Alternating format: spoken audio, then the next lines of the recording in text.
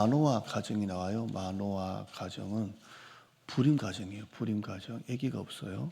성경에 불임 가정이 좀 몇 가정씩 나오죠. 아브라함, 이삭, 뭐 우리가 잘 아는 한나, 뭐 엘가나 가정. 그다음에 불임 가정이에요. 불임 가정인데 불임 가정의 결론이 뭐냐면 다 하나님이 아기를 주셨어요.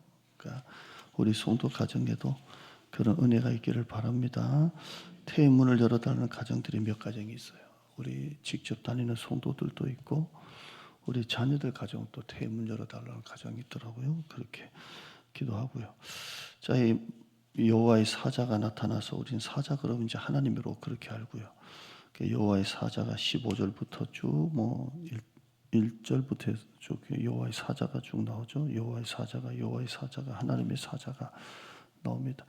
이 가정에 하나님의 사자가 나타난 목적은 애 낳을 것이다는 거예요. 너희 가정에 아들이 있을 것인데 특별한 아들이다. 특별한 아들이다. 구별된 아들이다. 나시린이죠. 나시린. 너희 가정에 특별한 아들을 줄 것이다. 이렇게 하고요. 이 얘기를 듣고 제사까지 다 드리고 했는데요. 그때까지 마노아가 하나님의 사자인 줄을 몰랐어요. 16절 봐요. 다 했는데요. 16절 끝에 보시면 그가 여호와의 사자인 줄을 마노아가 알지 못함이었더라. 몰랐어요. 이때까지. 그냥 그러려니 뭐 이렇게 했어요. 이렇게 했는데요. 저 뒤에 이제 여호와의 사자가 하늘로 쑥 올라가요. 불꽃에 휩싸여서 쑥 올라가요. 20절에 보면 할 말 다 하시고 쭉 하늘로 올라가요. 그제서야 20절 보면 올라간지라 마노아와 그 아내가 그것을 보고 얼굴을 땅에 대고 엎드리니라. 21절에 마노아가 그제야 여호와인 줄 알았다라고 그때 알게 되고 이게 하나님이시구나. 하나님이 오셨구나. 하나님의 사자구나. 이렇게 알게 돼요. 알고 난 다음에 좋아야 되는데 그가 덜덜 떱니다. 22절 봐요. 읽어봅니다. 시작. 그의 아내에게 이르되 하나님을 보았으니 반드시 죽으리로다. 아주 죽음의 공포에 휩싸여요. 왜냐하면 구약에는 하나님 보면 죽잖아요. 완전하고 거룩하신 하나님을 죄인된 인간, 피조물인 인간이 보면 하나님 허락을 안 해요. 허락을 안 하시고 반드시 죽어요. 그냥 모세가 십계명 받으러 올라갈 때 반드시 죽는다 그랬어요. 이 백성 저기 놔두고 니만 올라와라 그랬잖아요. 그러니까 이 마노아가 자기 가정에 나타나 이렇게 계시하신 하나님인 줄 알고 너무 좋아야 되는데 막 달달달달 우리 죽었다 막 이렇게. 그런데 그 아내가 뭐라 그러냐면 23절 봐요. 이게 길어서 제가 그냥 설명해 드릴게요. 하나님이 만약 우리를 죽이려 하셨더라면 어떻게 제사를 받았겠냐. 그리고 왜 우리한테 나타나셔서 이런 계시를 이 모든 일을 이런 말씀도 우리에게 하셨겠냐. 그러니까 마노아의 아내는 뭐라고 말해요? 안 죽는다. 하나님이 우리를 죽이려고 나타나셨겠냐. 우리를 죽이려고 이런 말씀도 보여주시고 들려주시고 보여주셨겠냐. 안 죽는다. 그렇게 합니다. 그러니까 마노아의 아내 계속 나오는데요. 우리가 보면 부부 이름도 나오고 웬만한 엄마 이름 나오는데요. 삼손의 엄마 이름은 나오지 않고요. 끝까지 마노아의 아내 이렇게 나옵니다. 근데 이름도 나오지 않는 이 마노아의 아내는 안 죽는다. 그러니까 같은 부부인데요. 남편은 죽는다. 아내는 안 죽는다. 이렇게 합니다. 여러분 좋은 아내는 어떤 아내예요?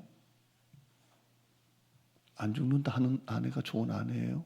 믿으시기를 축원합니다. 남편이 맨날 힘든 소리하고 죽는 소리하면 그걸 가지고 욥의 아내가 뭐라 그랬어요? 하나님을 욕하고 나가 죽으라 그랬잖아요. 굉장히 악천대. 마노아의 아내는 안 죽는다 그래요. 여러분의 남편이 힘들다라고 할 때 안 죽는다고 하세요. 안 죽는다. 하나님은 살아계신다. 하나님은 언제나 우리 가정 편이시다. 내가 기도하니까 걱정하지 마라. 이렇게 남편의 불안과 염려와 근심을 채워야 돼. 안 죽는다. 이렇게. 아멘. 안 죽는다. 이게 좋은 아내입니다.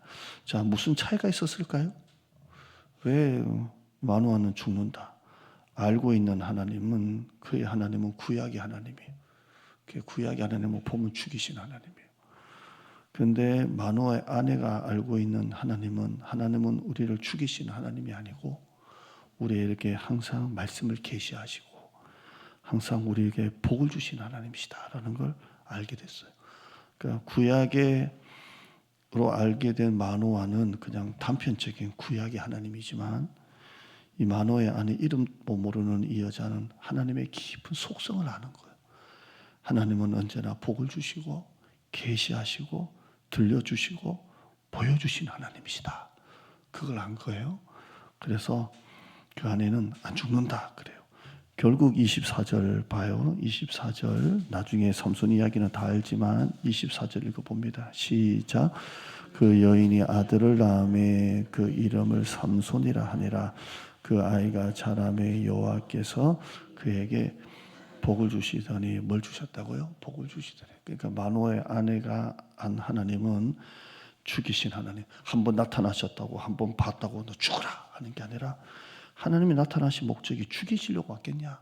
살리시고 보여주시고 들려주시고 복을 주신 하나님이시다. 이렇게 합니다. 성경을 읽으면 읽을수록 하나님은 어떤 하나님이세요? 복 주시는 하나님이에요. 여러분 이번 사업 기도에 여러분 열심히 기도하셔서 뜻하지 않는 복이 임하기를 바랍니다. 이제 참 어렵다라고 할 때 하나님이 어제 기도했던 것처럼 줄 하나 이렇게 딱 내려주시면 그거 잡고 올라가면 돼요. 줄 하나만 돼요. 교회도요 해보면 그래요. 100명이 와가지고 막 제가 아는 목사님 광주에서 전라도 광주에서 목회하는데 세 가족 왔다고 좋다 했는데요. 절반이 신천지가 들어와가지고요. 교회가 그냥 결국 목사님이 사임을 했는데요. 좋은 성도 하나 와가지고 교회를 싹 만들어 나가요. 분위기를 이렇게 아주 좋게. 그러니까 하나님이 여러분의 사업에도 줄 하나면 돼요. 줄 하나 쭉 내려주시면 그 줄 붙잡고 올라오면 돼요. 그러니까 여러분은 333 전화 거세요. 333 전화 걸고요. 하나님은 복 주시는 하나님이에요. 성경을 읽으면 읽을수록 복 주시는 하나님이에요. 저도 옛날에는 이게 성격도 있고 하다 보니까 복 주시는 하나님보다 맨날 하나님은 뭐라 하시고 똑바로 믿어라, 제대로 믿어라, 잘 믿어라 막 이렇게 했거든요.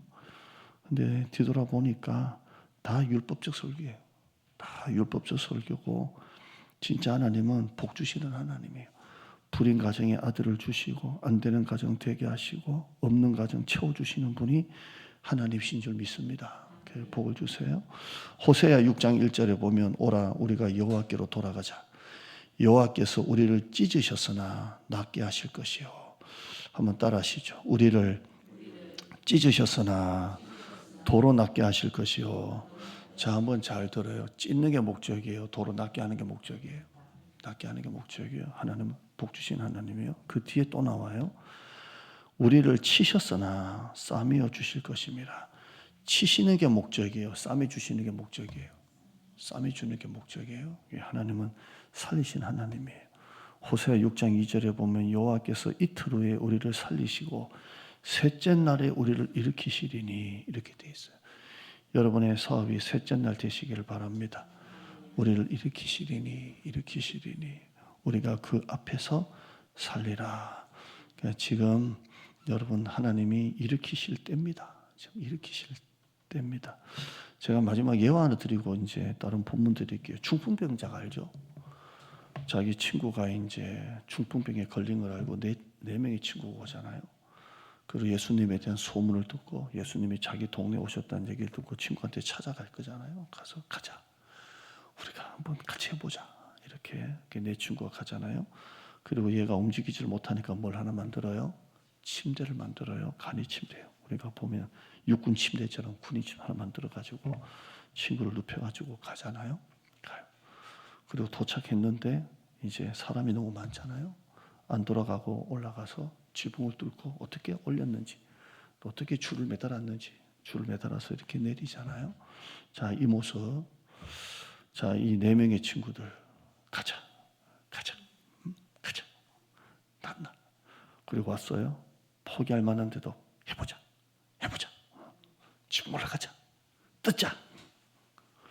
그리고 내리잖아요. 어떻게 이럴 수가 있어요? 와, 확신이에요. 확신.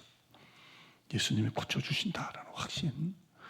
자, 중풍병자 걸린 이 친구 아픈 거 보여주기도 싫은데 가자니까 왔어요.